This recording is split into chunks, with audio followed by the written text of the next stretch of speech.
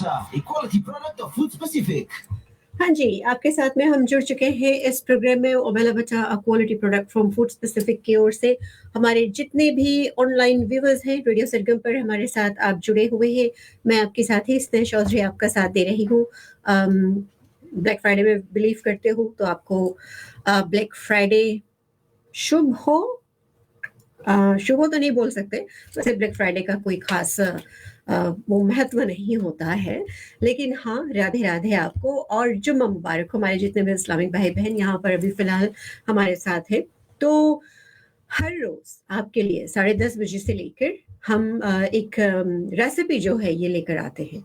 और अगर अभी तक आपने हमारे रेडियो सरगम फेसबुक पेज को लाइक नहीं किया है और आप मुझे फिलहाल सुन रहे हैं तो क्या देर है, जाइए रेडियो सरगम फेसबुक पेज लाइक कीजिए और आप हमारे वीडियोस को देख सकते हैं और शेयर करें, क्योंकि जब कभी भी आपको लगे कि इसने ने ये रेसिपी बताई थी और मुझे अब ये बनानी है तो आप अपने वीडियो पर जाकर ये रेसिपी प्राप्त कर सकते हैं। ठीक है, मैं तो ऐसा ही करती हूँ क्योंकि मेरे लिए ये बहुत इजी होता है। मैं अपने पास मैसेंजर कर देती हूँ, शेयर करती हूँ तो मैसेंजर पर भेज देती हूँ तो वापस जाके दोबारा मैं देख लेती हूँ।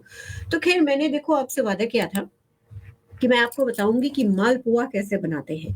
अभी इतवार से नवरात्रि जो है ये शुरू हो जाएगी, यानी कि संडे से नवरात्रि का पर्व जो है ये शुरू हो जाएगा और फिर जगह जगह पर लोग माता की पूजा में बिजी हो जाएंगे।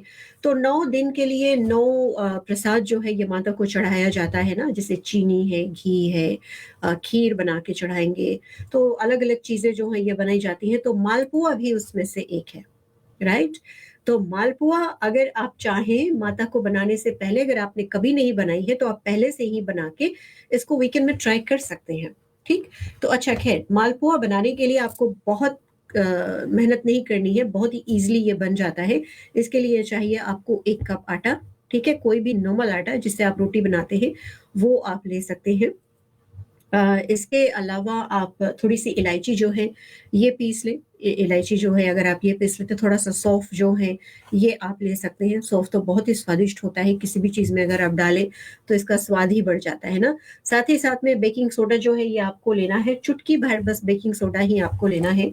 आधा कप पानी ये ले लेना है, ठीक है, क्योंकि हम लोग यहाँ पर एक घोल बनाएंगे, एक बेटर जो है ये बनाएंगे। खोया लेना है 3 टेबल स्पून, लेकिन खोया बनाने में टाइम बहुत लगता है। तो अगर आपके पास पका पकाया खोया ऑलरेडी है जिसको आपने फ्रिज में रखा है तो बस उसको आपको यूज करना है। और अगर आपके पास इतना टाइम नहीं है और आपने कभी नहीं सीखा है कि आप खोया कैसे बनाए, मतलब नहीं जानते हैं, तो उधर ना जाए, उस चक्कर में ना पड़े, उसकी जगह पर आप पाउडर्ड मिल्क ले लें। ठीक, उतना मेहनत नहीं करें, क्योंकि किसी दिन फिर हम बताएंगे कि खोया कैसे बनाते हैं। हालांकि मैंने बहुत बार बताया है पहले भी, लेकिन शायद आप भूल चुके होंगे। तो खोया की जगह पर आप 3 टेबल स्पून पाउडर्ड मिल्क जो है वो ले लें। उसका स्वाद वैसे भी तो बहुत ही अच्छा होता है पाउडर्ड मिल्क का। और साथ में दही लेना है आपको 3 टेबल स्पून, राइट। इसके अलावा फ्राई करने के लिए थोड़ा सा आपको घी लेना है, तो टिफिन घी का डेफिनेटली आप इस्तेमाल कर सकते हैं। आप चाशनी बनानी है, यानी कि पाक बनाना है आपको, शुगर सिरप ये तैयार करना होगा। तो आधा कप चीनी लगेगा रेसिपी के हिसाब से और आधा कप पानी, राइट। आधा कप चीनी और आधा कप पानी ये लगता है।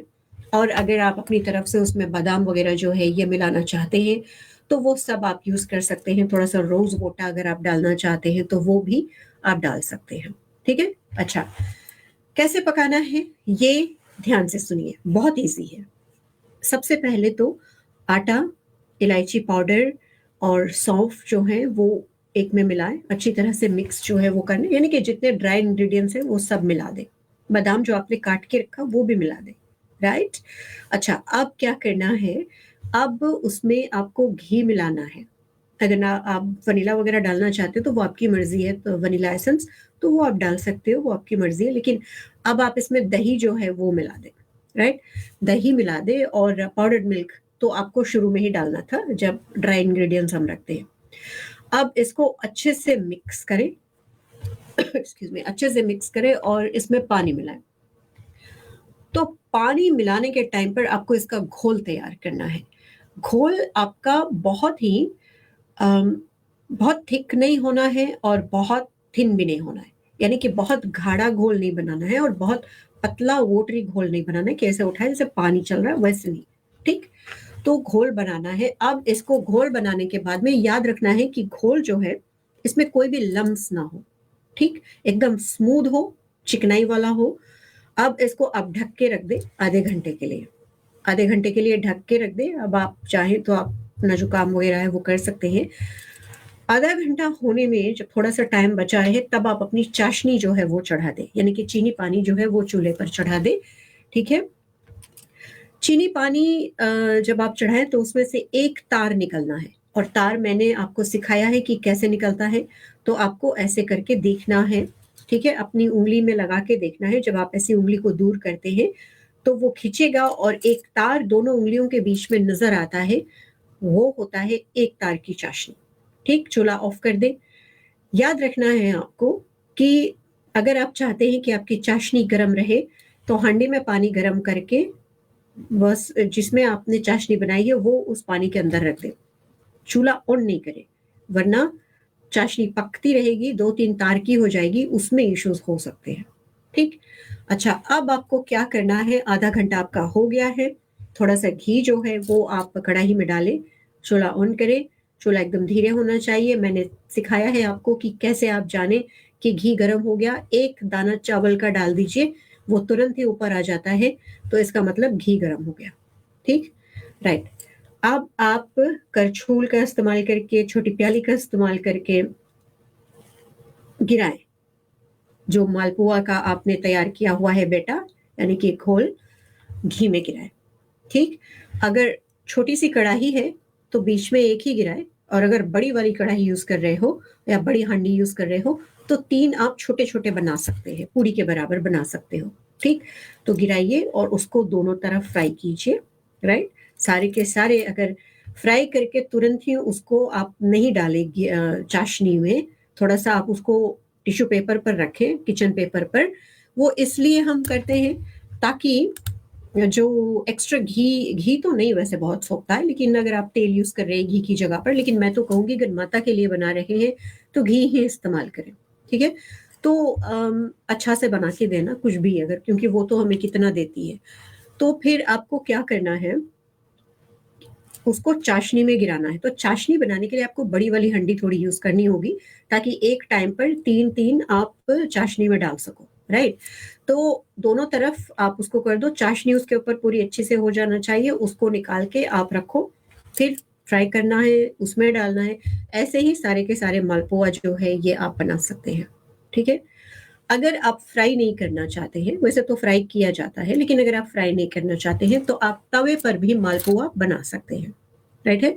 तवे पर जैसे नॉर्मल हम पेनकेक बनाते हैं, बस पेनकेक की तरह ही दोनों तरफ उसको अच्छे से पका के उसको चाशनी में डाल देना होता है। तो दोनों तरह से बनते हैं, लेकिन जो ओरिजिनल रेसिपी है उसके हिसाब से उसको घी में फ्राई किया जाता है, ठीक। तो ये रेसिपी मैं आपको आज दे रही थी मालपुआ की, और मैं उम्मीद करती हूँ कि आप इसको जरूर बनाएंगे और नवरात्रि के टाइम पर माता जी को आप जरूर चढ़ाएंगे। और अगर आप माता जी को नहीं चढ़ाना चाहते हैं तो फिर आप किसी और चीज के लिए बना सकते हैं, डिजर्ट के तौर पर आप इसको बना सकते हैं, एंजॉय कर सकते हैं अपनी पूरी फैमिली के साथ में। रेडियो सरगम पर हमारे साथ जुड़े रहे। ओबेला बच्चा की ओर से एक और एक रेसिपी अगले हफ्ते हम आपके लिए लेकर आएंगे। Thank you so much radio Sargam पर हमारा साथ देने के लिए। 2 बजे तक हम आपके साथ में रहेंगे, तो बस हमारे साथ जुड़े रहें। 24/7 आपका साथ देगा रेडियो